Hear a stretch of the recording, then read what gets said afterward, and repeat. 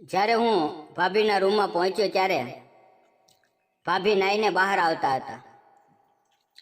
હું તે દ્રશ્ય જોઈને ત્યાંથી પાછા વળવા માટે યોગ્ય સમજ્યો, પણ ભાભીએ મને રોક્યો અને ત્યાં આવવાનું કારણ પૂછ્યું. તો હું બોલ્યો, ભાભી, કાલે પિક્ચર જોવા જવાનું હોવાથી હું તમને કહેવા આવ્યો હતો, પણ તમે એટલે હું પછી આવીશ, ઠીક છે? પછી હું ત્યાંથી પાછો વળી ગયો.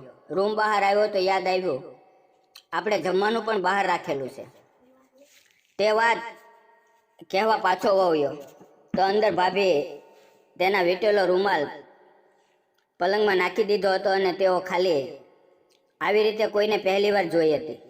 હું પોતાને જેમ તેમ કાબુ કરી ત્યાંથી નીકળવાનું યોગ્ય સમજી રૂમ બહાર જેવો પગ મૂક્યો તો ભાભીએ મને પાછો અંદર ખેંચી લીધો. અને પછી, મિત્રો, અમારા ઘરમાં અમે 5 સભ્ય હતા. તેમાં મારા મોટા ભાઈ નિખિલના લગ્ન 4 મહિના પહેલા થયા હતા. ભાઈ સુરતમાં એક નાની કંપનીમાં નોકરી કરતા હતા. મારા ભાભી નિખિલને બહુ પ્રેમ કરતા હતા. જ્યારે પણ ભાઈ નોકરીએથી 15 દિવસ કે 10 દિવસની રજા લઈને ઘરે આવતો એટલે એ રાત્રે ભાઈના રૂમમાંથી જુદા જુદા અવાજોના સૂર નીકળતા હતા. એટલે હું ત્યાંથી શરમાઈને નીકળી જતો. મારા ભાભી દેખાવમાં આકર્ષક લાગતા હતા.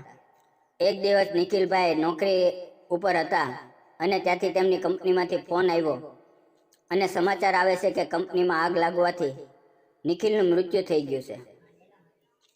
આ વાત સાંભળીને હું ડરી ગયો. પપ્પાના હાથમાંથી ફોન પડી ગયો.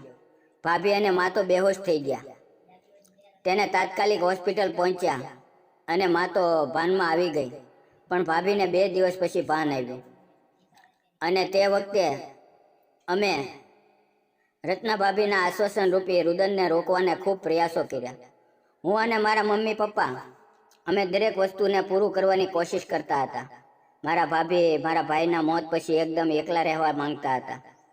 તેમની ખામોશી મને હલાવી નાખ્યો હતો.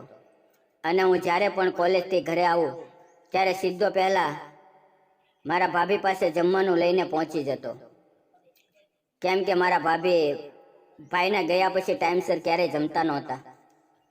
હું તેમને મારી પાસે બેસાડીને જમાડતો અને તે વખતે મારા ભાભીની આંખોમાં થોડી આશાનું કિરણ મહેસૂસ કરતો. એટલે મને પણ રાત્રે નિરાતે ઊંઘ આવતી. ધીરે ધીરે કરીને હું ભાભીના જીવનમાં ખુશીઓથી ભરી દેવા માંગતો હતો અને તે કામમાં હું સફળ પણ થઈ રહ્યો હતો. સવાર પડતા હું તેમની માટે ચા લઈને તેના રૂમમાં ગયો તો ભાભી બાથરૂમમાંથી નાહીને બહાર આવતા હતા. એટલે ખાલી રૂમાલ વીટેલો હતો. તેમની સામે જોયું તો તે એક રંગીન ચાદર ઓઢેલી કન્યા જેવી લાગતા હતા. તેમની આકર્ષતાને હું જોવા માંગતો હતો, કેમ કે તે મારા ભાભી હતા. હું બોલ્યો, ભાભી, તમે કપડાં ચેન્જ કરી લો, હું તમારી ચા અહીંયા મૂકું છું, પછી લઈ લેજો. અને હા, આપણે આજે બપોરે પિક્ચર જોવા જવાનું છે, એમ કહી હું ત્યાંથી નીકળી ગયો. અને અચાનક તેમને એક વાત કહેવાનું રહી ગયું તો પાછો વળી અંદર ગયો તો ભાભી તેમનો રૂમાલ રૂમમાં નીચે ઉતારી દીધો હતો. એટલે તેમના રૂપને જોયો મને મારી અંદરના વહાલને બહાર કાઢવા મજબૂર કરી રહી હતી. હું મારા અંદરના તંતુઓને દબાવીને ઊભો રહી ગયો અને તેમના રસીલા ગુલાબની પાંખડી જેવા લચીલા ગુચ્છા મારી નજરે ચડી ગયા હતા. તેમના નીચેના ભાગમાં જોઉં તો ગૌણ સફેદ માખણ જેવા દડા. આવી સ્થિતિને મારી નજરે જોઈને હું ત્યાંથી સાચવીને બહાર નીકળી ગયો. એ દિવસે અમે સાથે બેસીને મૂવી જોઈ અને જ્યારે બહાર નીકળ્યો તો વરસાદ ધોધમાર વરસી રહ્યો હતો. અડધો કલાક વીતી ગયો. ભાભી બોલ્યા, હવે ક્યાં સુધી વરસાદ રોકાવાની રાહ જોતા રહીશું? ચાલ નીકળી જઈએ. મેં કહ્યું, વરસાદમાં બીમાર થઈ જઈશું, થોડી વાર ઊભા રહો. મારા ભાભીની જીદ અને તેમના મનના ડરના લીધે અમે ત્યાંથી પલાવતા નીકળ્યા તો સાવ ભીના થઈને લથપથ હતા. તે મને અડીને બેઠા હતા એટલે મને મારા તરંગો મને તે વાત અનુભવ કરાવતા હતા. અમે જ્યારે ઘરે ગયા ત્યારે સોસાયટીમાં ઘણું પાણી હતું. જેમ તેમ કરી ઘરે પહોંચ્યા. મમ્મી હેરાન થઈ રહી હતી. અમને જોઈને તે બોલી, કેટલી વાર લગાડી? મેં કહ્યું, ભાભી, તમે ઉપર જાઓ, હું મમ્મીને સમજાવું છું. વરસાદ વધુ હોવાથી લાઇટ બંધ હતી મારા ભાભી રૂમમાં એકલા, હું મારા રૂમમાં મોબાઈલની લાઇટ કરીને કપડાં બદલીને બેઠો હતો. તેવામાં મારા દરવાજે ભાભી આવીને ઊભા રહે છે. હું તેમને અંદર લાવ્યો અને કહ્યું, શું થયું ભાભી? તેણે કહ્યું, મને અંધારામાં ડર લાગે છે, તો હું તારે જોડે રહેવા માંગુ છું. મેં કહ્યું, સારું, હું સોફા ઉપર સૂઉં છું અને તમે પલંગ ઉપર સૂઈ જાઓ. ભાભી બોલ્યા, ના, આજે તારે મારી સાથે ઊંઘવું પડશે. મેં કહ્યું, કેમ, શું થયું ભાભી? તે બોલ્યા, મને અંધારામાં બહુ ડર લાગે છે. અમે એ રાત્રે સાથે ઊંઘ્યા. ભાભી બોલ્યા, તે મારી ઘણી મદદ કરી છે, તારો આભાર.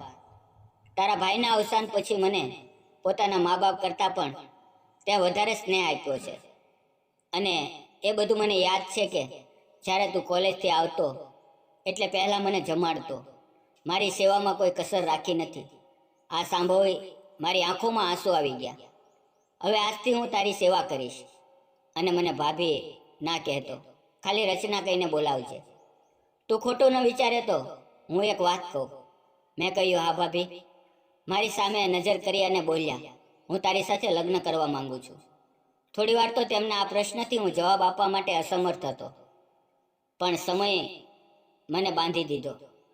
એટલે એ વખતે તો કંઈ સૂઝતું નહોતું, પણ તેમની લાગણીઓના સ્પર્શથી હું ભીનો થઈ ગયો હતો. તેમનું જહતું બદન મને તેમના તરફ ખેંચી રહ્યું હતું. તેમના બે આભૂષણો તે મને હવેથી અડાડી રહ્યા હતા. તેમના પંખીડા બહાર નીકળીને મને વાદળોમાં રમવા માટે બોલાવી રહ્યા હતા. તેમના માખણ જેવું નરમ રૂપ મારી અધીરતાને છીનવી રહ્યું હતું. તે મને હવેથી તેમની તરફ ખેંચીને સ્વર્ગ સાથેનું મિલન કરવા માટે ઉત્સુક હતા. મેં પણ તેમની વાતને માન આપી તેમને બાહોમાં સમાઈ ગયો અને તેમના મખમલ જેવા લાગતા જોબનમાં હું એક રસ થઈને તેમની ઉપર જઈ તેમને પીવા લાગ્યો. અને તે પણ મને સપોર્ટ કરતા હતા. અને મારા દિલના ધબકારાઓને શાંત કરવા માટે તેણે તે સમયે સ્વર્ગની અનુભૂતિ કરાવી. સતત 9 કલાક લાઇટ વગર વરસાદના વાતાવરણમાં અમે એકરસ થઈને રમી રહ્યા. સવાર થતાં તે તરત જ રૂમ છોડીને ભાભી તેના પોતાના રૂમમાં જતા રહ્યા. અને મેં મારી આ બધી ઘટના વિશે ઘરમાં મમ્મી પપ્પાને વાત કરી.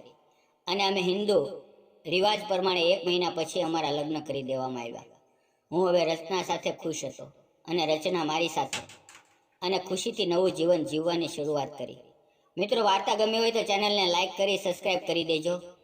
ફરી મળશું આવતીકાલે એક નવા વિડીયોની અંદર. ત્યાં સુધી આવજો. અને વિડીયો પૂરેપૂરો જોવા બદલ આપ સૌ મિત્રોનો દિલથી ખૂબ ખૂબ ધન્યવાદ. આવજો મિત્રો.